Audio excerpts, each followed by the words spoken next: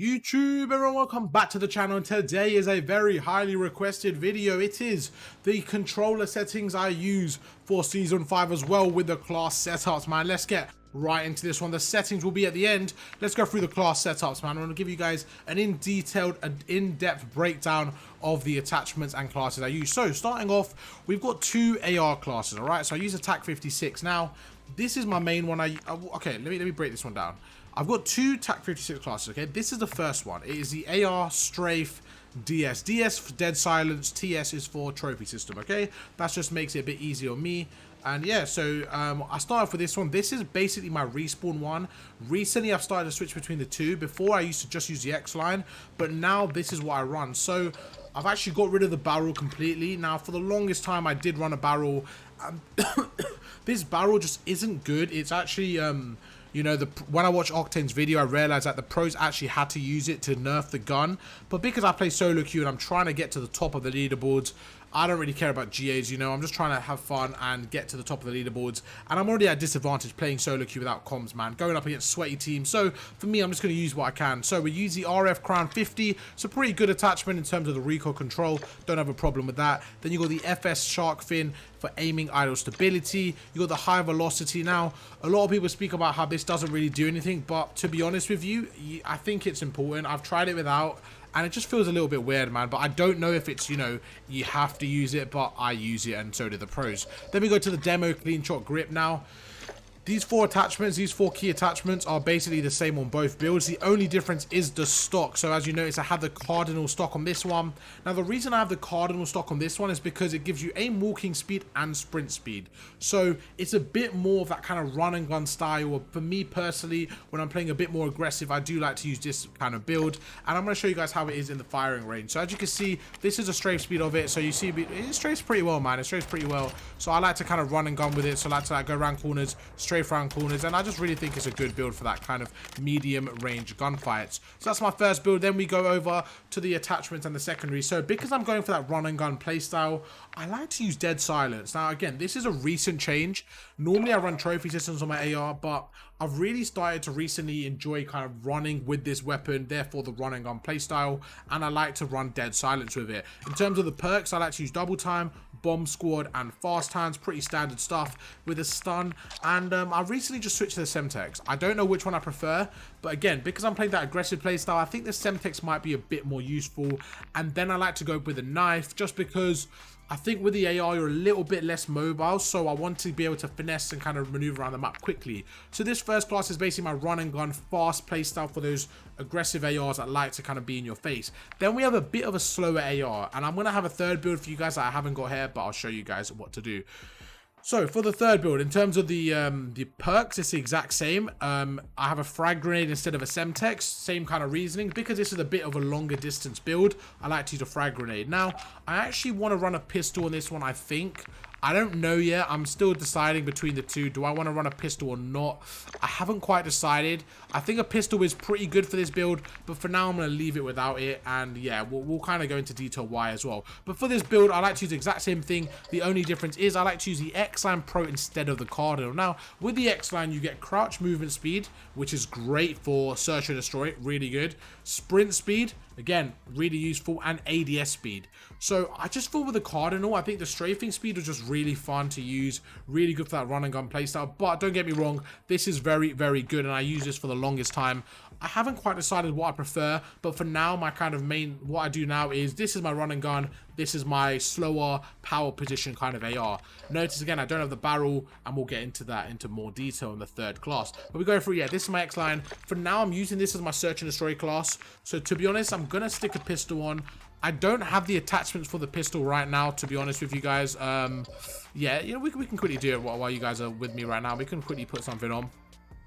So what we want with the pistol is we want, like, okay, this is good. We want that sprinter fire speed, all that stuff. We'll take this as well, man. It's getting rid of the fire rate slightly.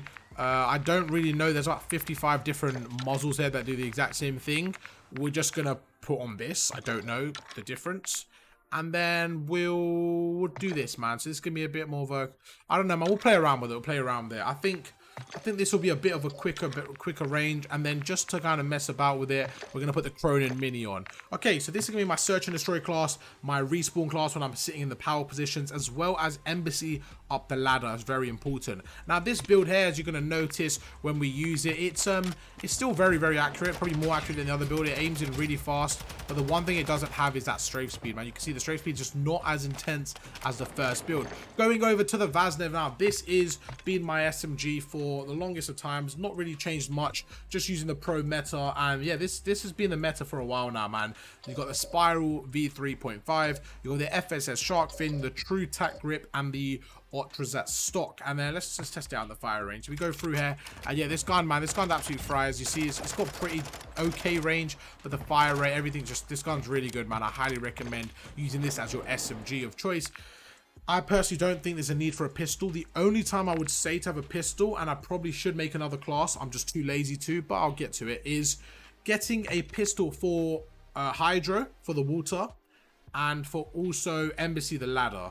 I think if you go to those two maps, you should have a pistol. It is very, very useful in those situations. In terms of the perks, I use Stun and Semtex. Now, with SMGs, I've always actually run Battle Hardened instead of Bomb Squad. Something I saw, I think, Apathy run when he used to play Rank Play online, and I kind of just stuck with him, man. I think with SMGs, you're more prone to being stunned and naded, and yeah, I just don't like getting stunned and naded.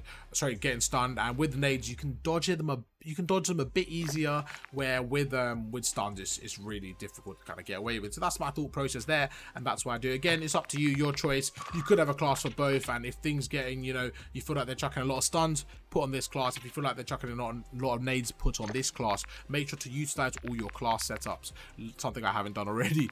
On the Vel 46, very, very similar to the Vaznev, exactly the same in terms of secondary attachments, dead silence, all that good stuff. These are the attachments I have been running. We got the Edge 47, the 30 round mag, this soldier grip, and the demo stock, man. This gun's a lot of fun. It did get it did get buffed as well. You probably could add another attachment here. I haven't really played around too much with the last attachment, but yeah, feel free to experiment with that. And then we have the sniper.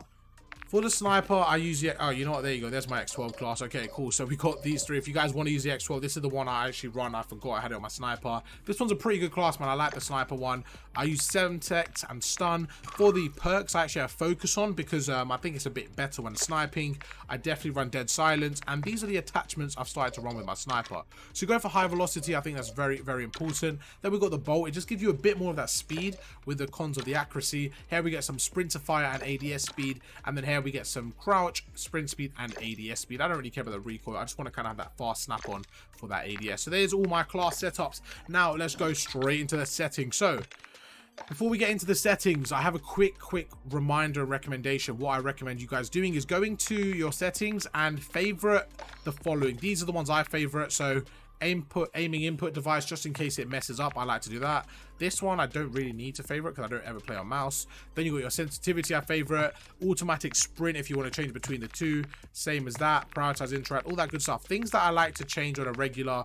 FOV, brightness, volume, all that stuff I like to put on my favorite. Probably my favorite addition that they have added to the game.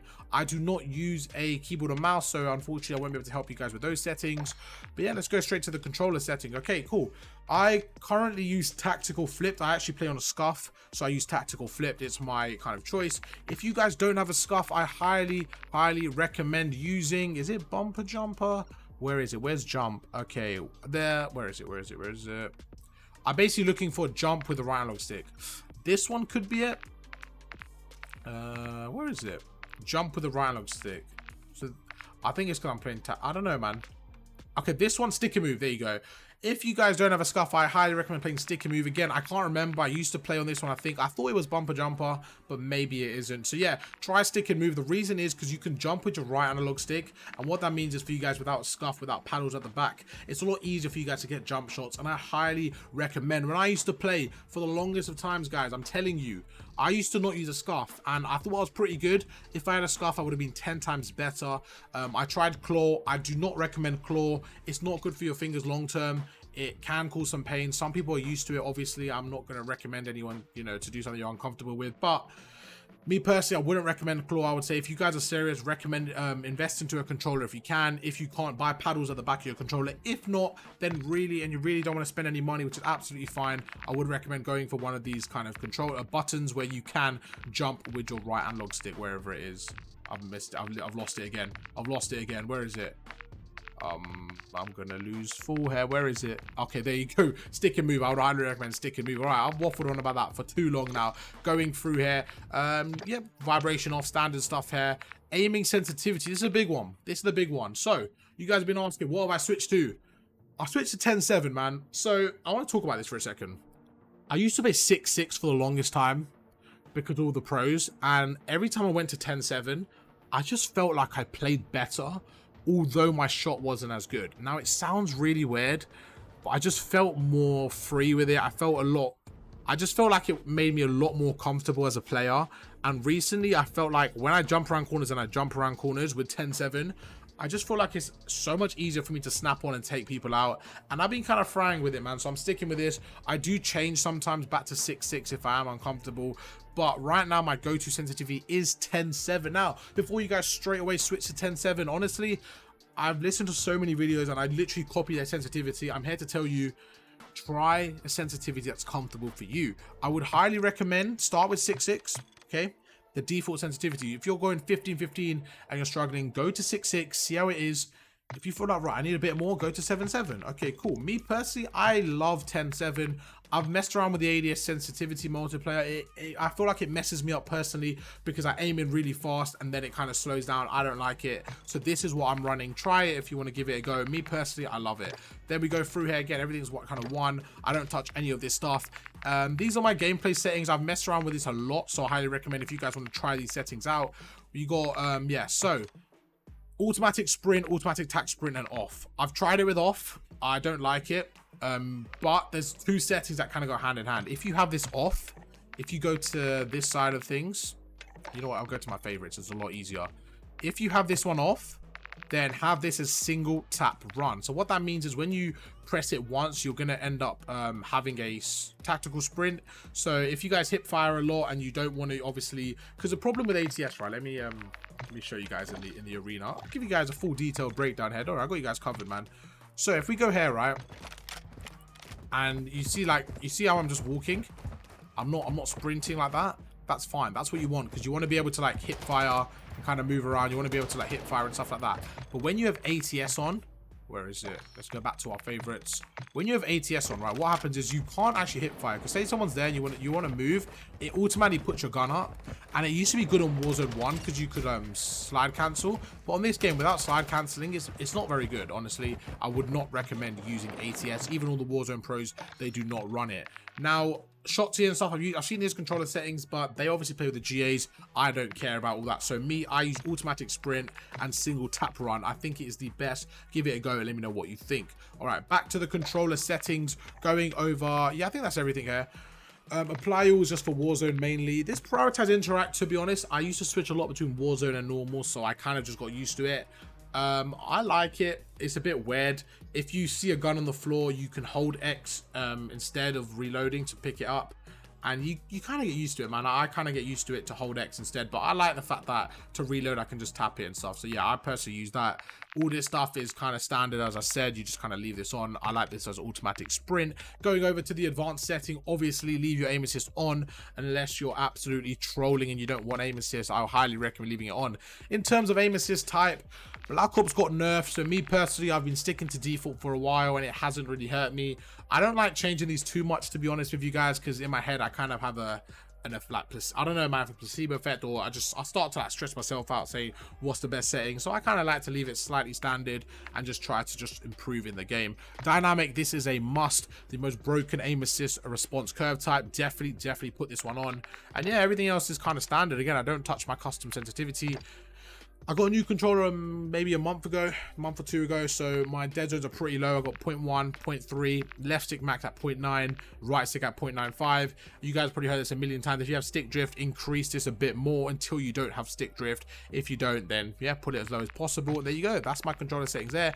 Gyro, turn this shit off, man. What's your name? Hook? Turn this off, man. You do not want gyro behavior on. That is a troll if you have that on. Going down to movement, as I mentioned, you want this single tap run 100%. Make sure to copy these settings, guys, because I've done a lot of experimenting, a lot of research, looked at a lot of players, and these are by far the best ones to just make sure that your movement's smooth, you don't mantle into things accidentally, and you just don't kind of mess up your game. So I have this on off. This is a weird one because of the recent season 5 update. Sliding is slightly better. So what I have here is inverted, right? So what this means is I dive and slide with my right analog stick, okay? So normally it's on standard. So what that means is if I press the right analog stick, it's actually going to slide. But what you want in Modern Warfare 2, all the pros have it as well. Shotzi's video literally specifically said to turn this on as well, is if you have it on inverted, when you tap the right analog stick, you actually dolphin dive. And the reason why that's good is because that resets your tactical sprint. Now, there might be a bit of a use of putting this on standard now that they have buffed the sliding, but me personally, I don't think the sliding is as good as it could be, so I'm going to stick to inverted, and if I need to slide, I'll just hold the right analog stick, because I still think that diving is more impactful. Plunge freely is very important, because when you're in water, you want to be able to move without kind of feeling like you're stuck to sand. I don't know why there'll be sand underwater, but yeah, I'll put that on plunge freely. Sprinting, door bash, make sure you have that on. This, I don't really know. I'll just leave that on mantle, but yeah.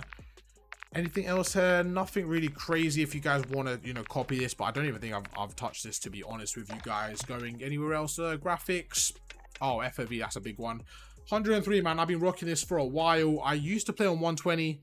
I actually liked 120 a lot. It was a lot of fun, but 120, you just feel more cracked than you are. And against good players, kind of sitting on head glitches at distances, it's a bit tricky to take them out, man. I'll be honest, it's a bit tricky, and you're not really giving yourself any favors, to be honest. You're not putting yourself at any advantage. If you play Warzone, one thing I used to do is I used to think that I should run the same FOV on both games, which is a bit stupid, I'll be honest with you guys. And since I've switched now, when I go on Warzone, I put this on 120. It's really good for me. When I go back on Modern Warfare 2, straight to 103. And it's worked for me, man. Try it out. If you don't like it, you can obviously change it. I think 103 is a sweet spot. You can do 105, stuff like that. I don't think it makes a difference. Honestly, I think it's whatever you're comfortable with. And one thing I would say is from a guy that's changed his FOV 1,000 times is you'll get comfortable to whatever you get used to, if that makes sense. So I'm on 103. I'm so comfortable with it, I don't even think about it. So if you change for a game and you're like starting to struggle, give it maybe a day or two. Just try it out, see how you feel. And if you feel like, you know what, this is too low or high, then adjust it. ADS 100% affected is the best one. Yeah, this one you want it as wide, just because it allows your gun to look smaller, which is a lot more useful, just so you can kind of maneuver around the map without having your gun take your whole screen up. And that's about it, man. That's majority of the settings. I hope I didn't miss anything. Audio, I think it's really depends on your PC and your kind of scenario. It doesn't really matter, to be honest with you. I got my master volume on 70. Again, that doesn't really matter. The only reason it's so low is because when I record, the way my OBS is set up, the volumes, it adjusted to it, man. So nothing crazy there. I have it on PC. I've tried a few different things. I've heard PC is the best, so that's kind of what I go for. And yeah, everything else is the same. There's nothing crazy. Interface I don't even touch. Is there anything else? Yeah, I think that's it, man. I hope you guys enjoyed the video. A bit more of a detailed breakdown. If you guys want to see anything that isn't gameplay related, anything, let me know down in the comments, man. I'll be sure to help you guys out. I love doing videos like this to help the community. Thank you once again for staying to the end. You guys are absolute goats out there, man. I appreciate every single one of you. And I want you guys to do me a favor. Let me know down in the comments when you subscribe to me, man. I'm really curious. Doesn't have to be the exact date, but roughly like what level was I when you guys subscribed to me? I just want to see, man. It interests me. And then in the future, when I hit 100k, because I know I will, you guys can look back at this comment and be like, "Raw, I was here at 5k, man. That's crazy." Thank you guys for watching, and I'll catch you tomorrow's video. Peace.